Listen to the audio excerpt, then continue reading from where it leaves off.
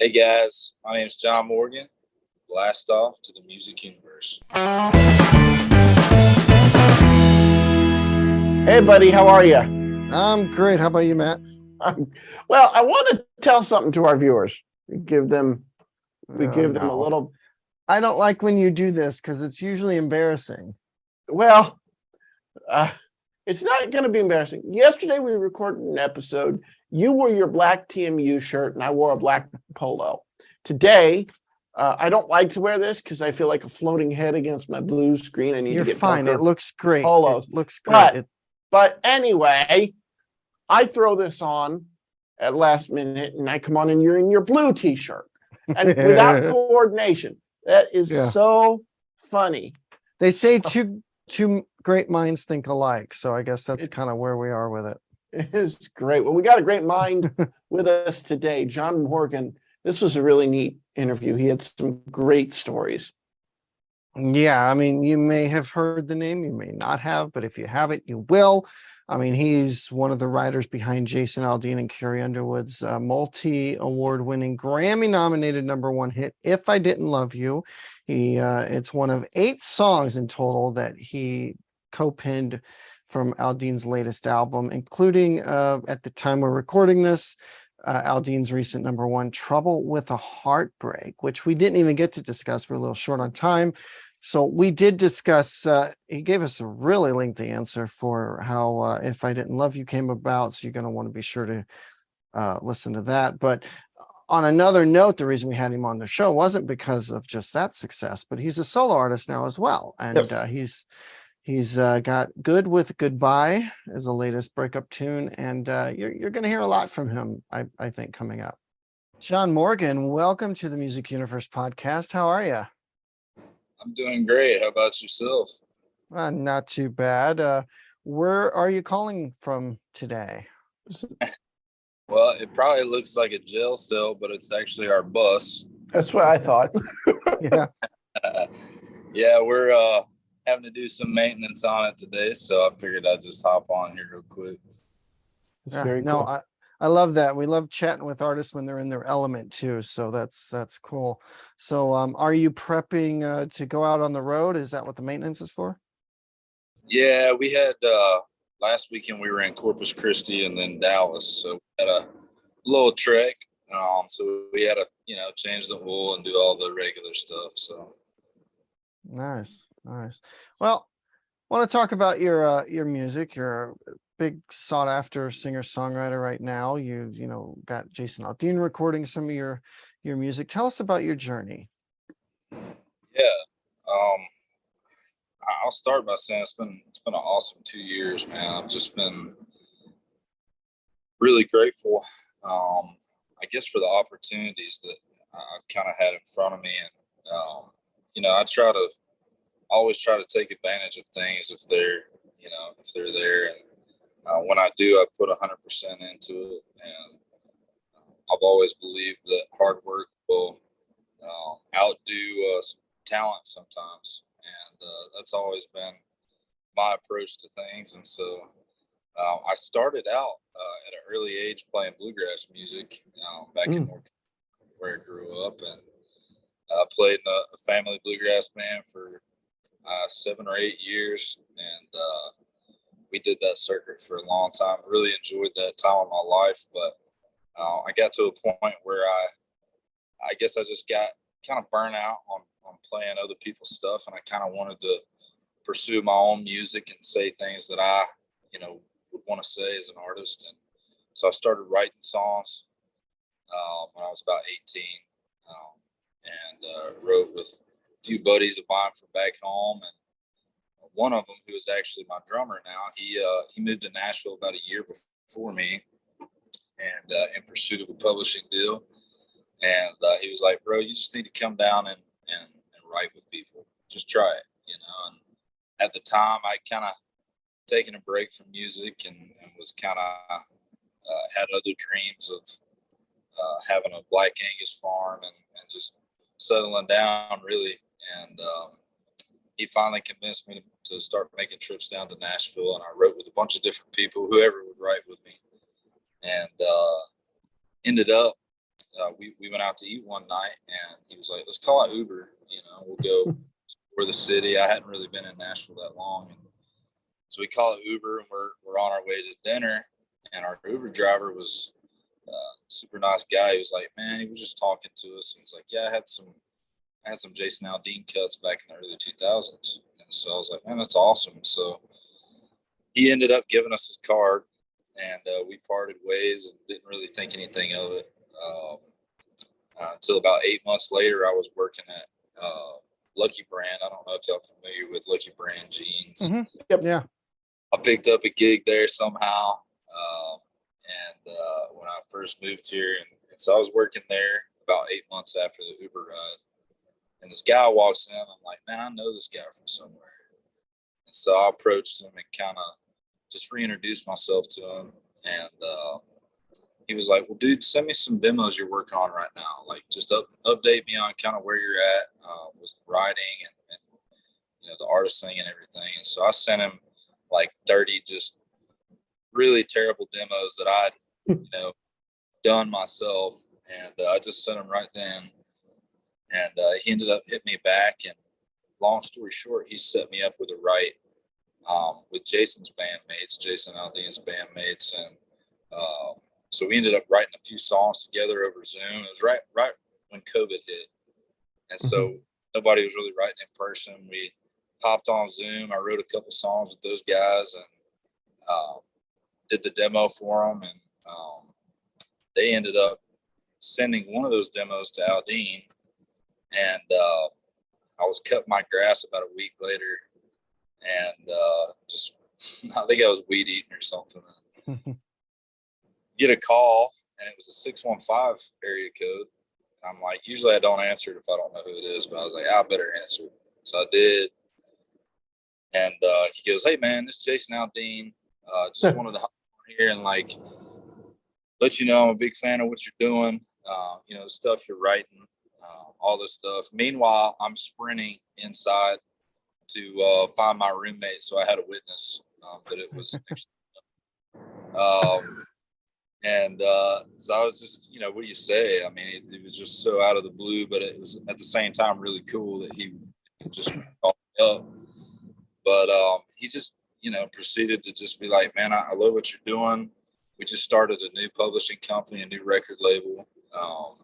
He's like, "We'd love to, work out a deal with you somehow. We're looking for somebody like you to kind of flagship our label and get it kicked off." And so obviously I was very honored and, just stoked about that. And he made me an offer I couldn't refuse. So here I am. Oh, that's That's an awesome. awesome story. I mean, do you ever think about what would have happened had you not answered that phone call? Oh man, every day. Yeah. Yeah, I'm bad about I've gotten better about it, but I don't know about you guys, but I get a ton of telemarketer calls on my phone. Just like, if I don't know it, I'm usually just like, they'll text me if it's somebody that needs me, Yeah. But Well, I want to congratulate you on the success of "If I Didn't Love You," Jason Aldean, Carrie Underwood duet. Can you tell us a story about that and how that ended up in their hands? And we were at the CMT Awards when that, started almost sweeping the awards. I mean, they kept winning. That's the big song of the year right there. Well, thank you, man. I really appreciate that. Just hearing a little bit of where I came from and very small beginnings, man. I've always loved music. It's always been a hobby of mine.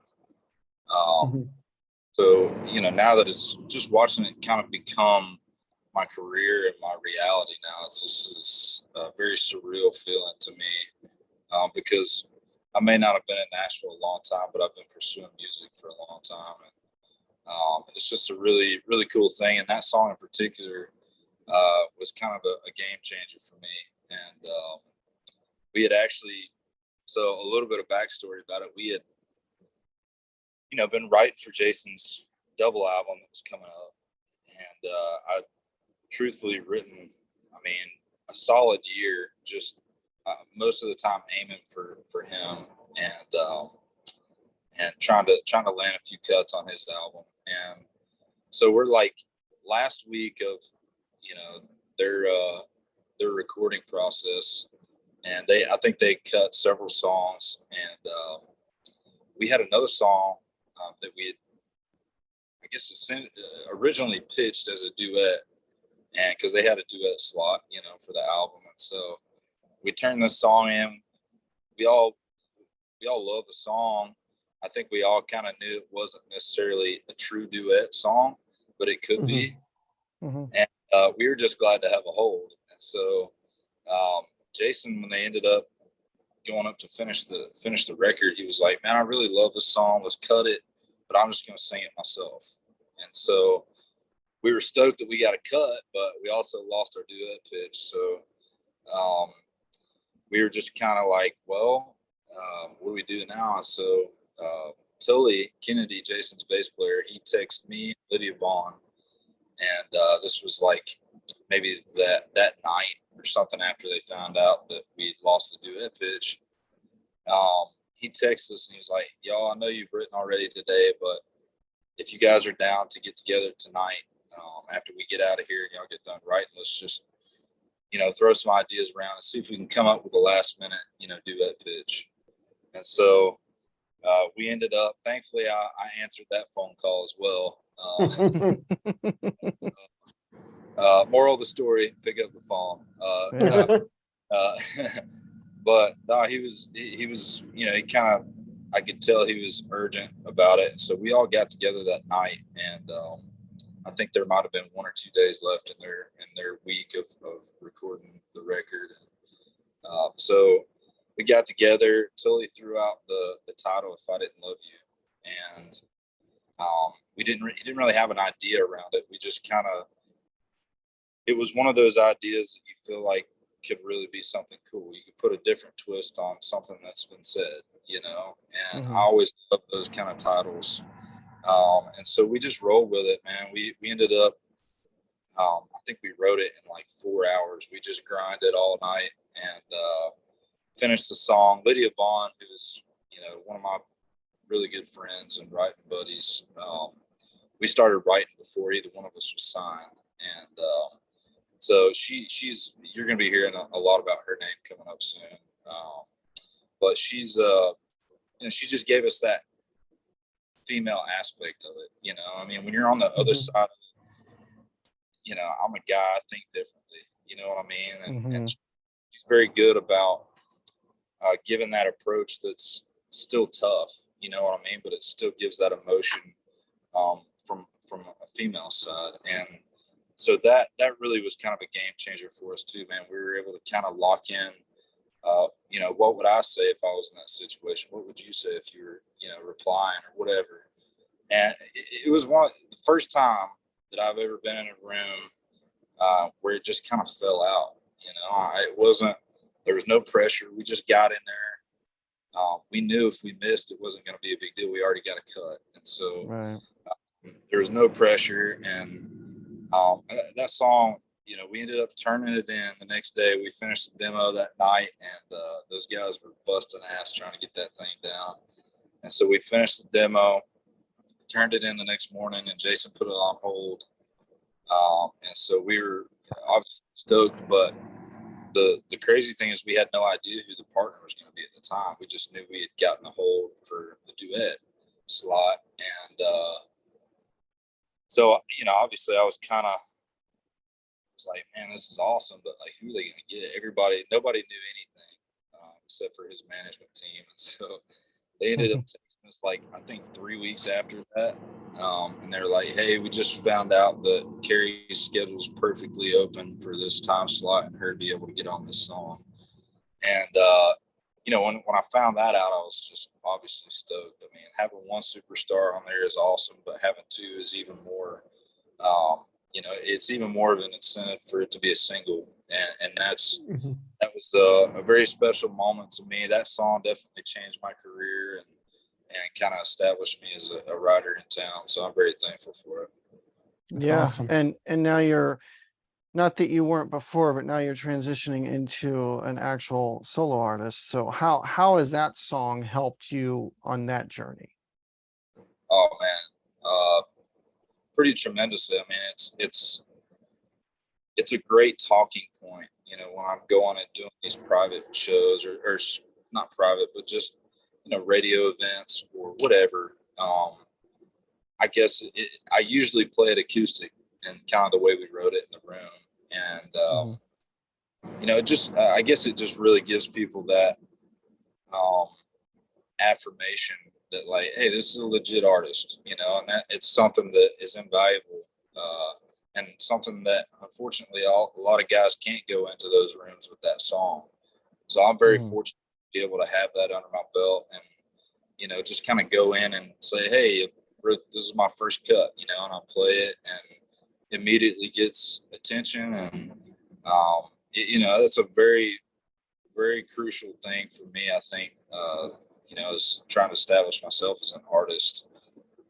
It's a great talking point and kind of, you know, puts a good foot forward, I think. So, Yeah.